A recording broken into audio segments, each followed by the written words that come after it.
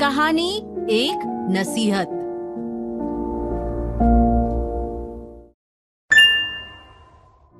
नमस्कार, रेडियो मनी9 पर आप सुन रहे हैं एक कहानी एक नसीहत और मैं हूं आपके साथ अभिषेक गुप्ता। अरविंद पिछले कई वर्षों से गुरुग्राम की मल्टीनेशनल कंपनी में काम कर रहे हैं। दिल्ली से उन्हें अप डाउन करना पड़ता है, जिससे पैसे और समय दोनों बर्बाद हो जाते हैं। ऐसे में उन्होंने ऑफिस के पास ही फ्लैट खरीदने का मन बनाया और उसका सौदा एक डीलर से तय कर दिया। एग्रीमेंट होने पर बयाने में 10% रकम का भुगतान भी कर दिया था। लेकिन जब बाकी भुगतान के लिए बैंक से लोन लेने के लिए अरविंद ने अप्लाई किया तो बैंक ने उन्हें लोन देने से मना कर दिया और कहा कि उनकी संपत्ति विवादित है। ये सुनकर अरविंद के होश उड़ गए। अरविंद सोच में पड़ गए कि ऐसा कैसे हो सकता है।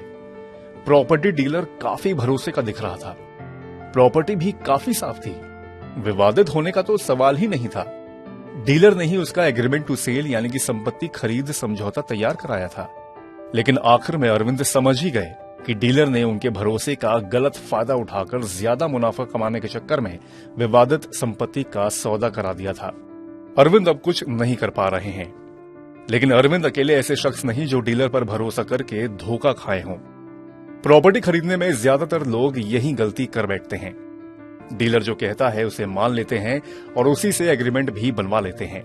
ग्राहक के भरोसे का गलत फायदा उठाकर कई बार डीलर एग्रीमेंट के लिए किसी पुराने मसौदे में ही काट छाट करके कागजी कार्रवाई पूरी करा देते हैं।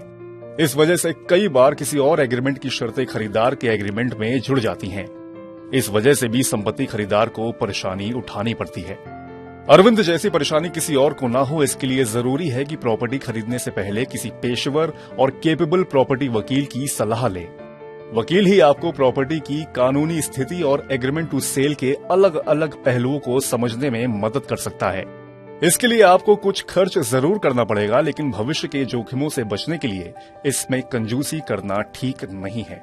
संपत्ति के लिए अगर आप बैंक से लोन लेते हैं तो आपकी उलझन कुछ कम जरूर हो जाती है, क्योंकि कर्ज देने से पहले बैंक खुद प्रॉपर्टी की वैधानिक जांच कराते हैं। बैंक सुनिश्चित करता है कि विक्रेता के पास ही संपत्ति के कानूनी अधिकार हैं और संपत्ति पर कोई कर्ज नहीं चल रहा। लेकिन ध्यान रहे कि बैंक भी उसी हद तक काम करता है जहां तक उसका हित जुड़ा है। अगर बैंक का हित प्रॉपर्टी खरीदार के हित से नहीं जुड़ा है तो बैंक परवाह नहीं करता। ऐसे में जरूरी है कि प्रॉपर्टी से जुड़े सभी पहलुओं पर निजी तौर पर कानूनी राय लें।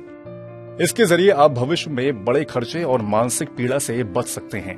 आप कर्ज देने वाले संस्थान के वकील की क्षमताओं के बारे में नहीं जानते।